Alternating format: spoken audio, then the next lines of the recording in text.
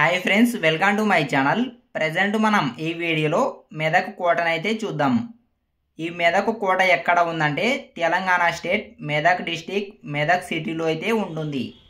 ఈ మెదక్ కోటకి ఎలా వెళ్ళాలి అంటే తెలంగాణలో ఉన్న హైదరాబాద్ నుంచి అయితే 100 కిలోమీటర్స్ దూరంలో ఈ మెదక్ కోట అయితే ఉంటుంది. అలానే రామయంపేట నుంచి అయితే జస్ట్ 25 కిలోమీటర్స్ దూరంలో ఈ మెదక్ కోట అయితే ఉంటుంది. చూస్తున్నారు కదా, ఇప్పుడు మనం మెదక్ బస్టాండ్లో అయితే ఉన్నాము. ఇక్కడ నుంచి మనం కోటకి చేరుకోవడానికి 1.5 కిలోమీటర్ దూరంలో కోట అయితే ఉంటుంది. మనం వాక్ చేస్తూ వెళ్ళొచ్చు, లేదా ఆటో లేదా ఓన్ వెహికల్స్ ఉంటే ఓన్ వెహికల్లో వెళ్ళవచ్చు. చూస్తున్నారు కదా, ఇప్పుడు మనం చూస్తున్నది మెదక్ సిటీ. మనకు అక్కడ దూరంలో కనిపిస్తున్నది మెదక్ చర్చ్, ఆసియాలోనే 2వ అతిపెద్ద చర్చ్. మనం అది కూడా నెక్స్ట్ వీడియోలో కవర్ చేద్దాం.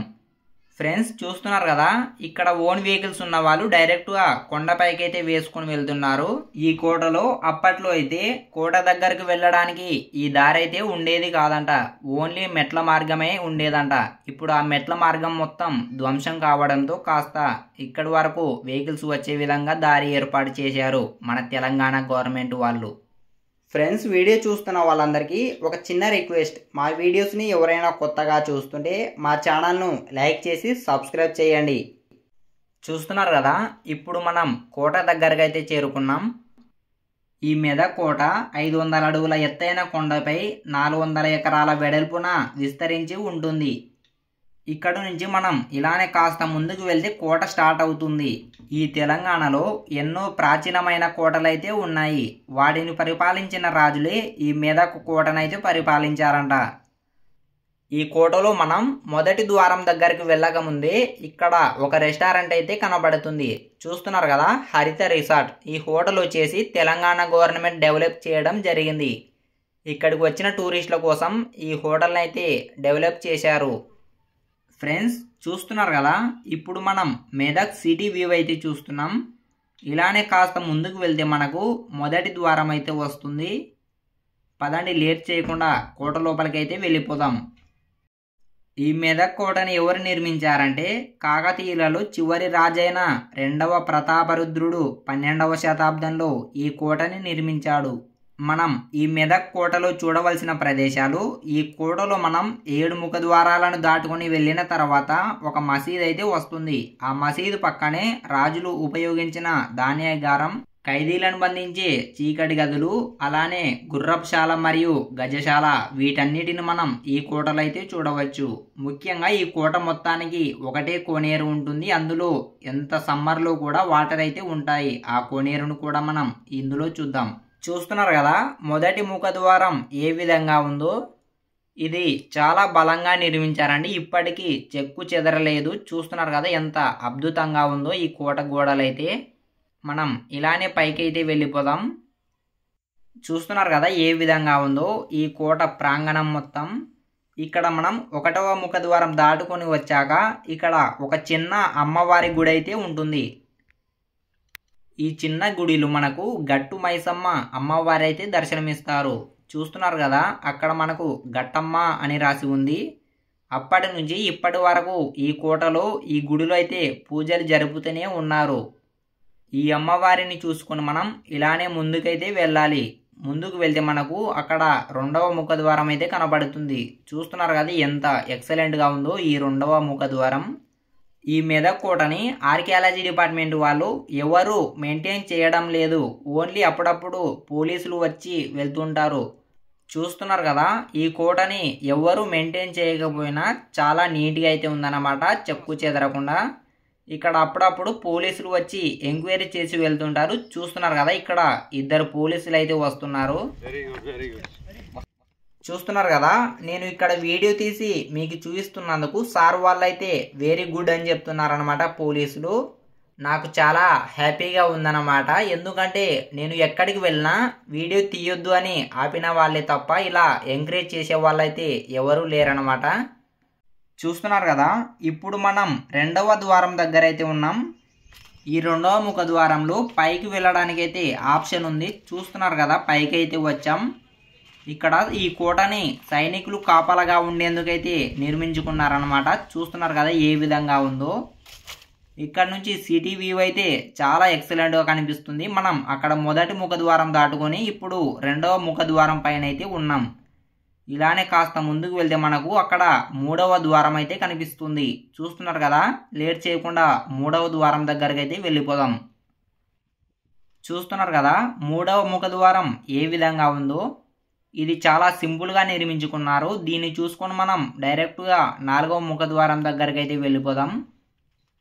మనం ఇలానే కాస్త ముందుకు వెళ్తే నాలుగవ ముఖద్వారం అయితే వస్తుంది. చూస్తున్నారు కదా, ఈ నాలుగవ ముఖద్వారం దగ్గర పైన ఒక చిన్న రూమ్ మాదిరిగా అయితే ఉంది. సైనికులు ఉండేందుకు ఏ విధంగా ఏర్పాటు చేసుకున్నారో పైకి వెళ్ళి చూద్దాం.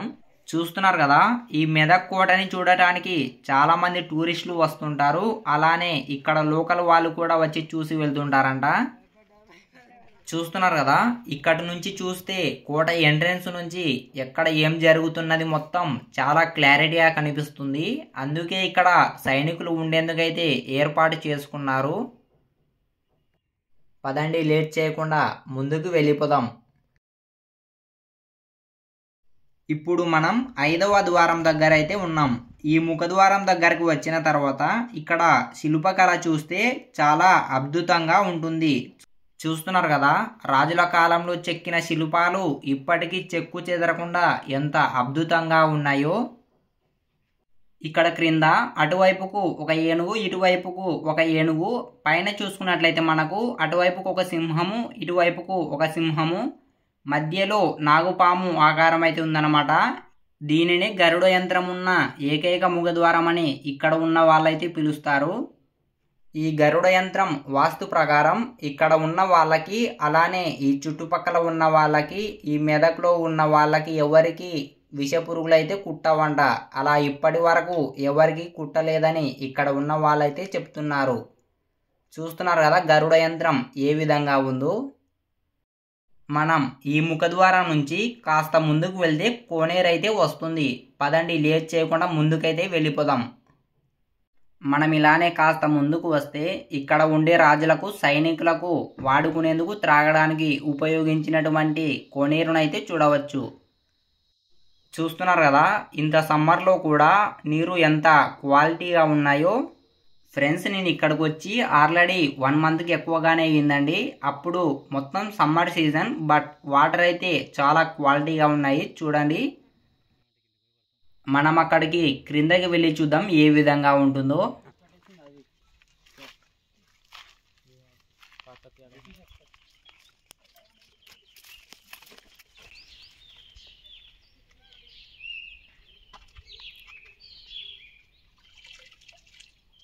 ఫ్రెండ్స్, చూస్తున్నారు కదా, ఇంత పైకి వచ్చాక కానీ మనకి ఈ వాటర్ అనేది ఏమాత్రం తగ్గకుండా ఎంత ప్యూర్గా ఉన్నాయో చూడండి.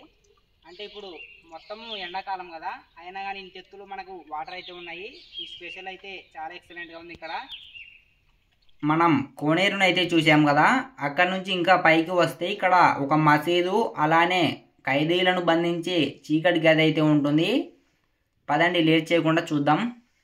చూస్తున్నారు కదా, ఈ మసీదుని ఇప్పటికీ వాడుతున్నట్లుగానే ఉంది.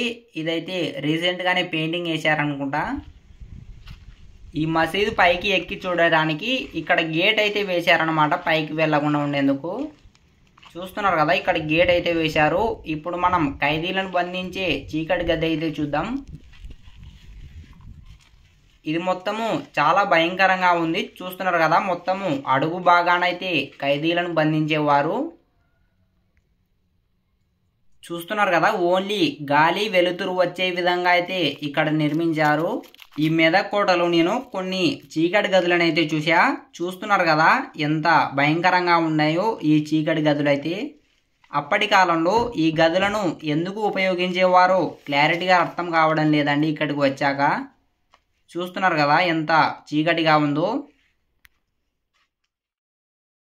ఫ్రెండ్స్, నేను నాకు సాధ్యమైనంత వరకు ఈ మెదక్ కోటనైతే మీకు చూపించా.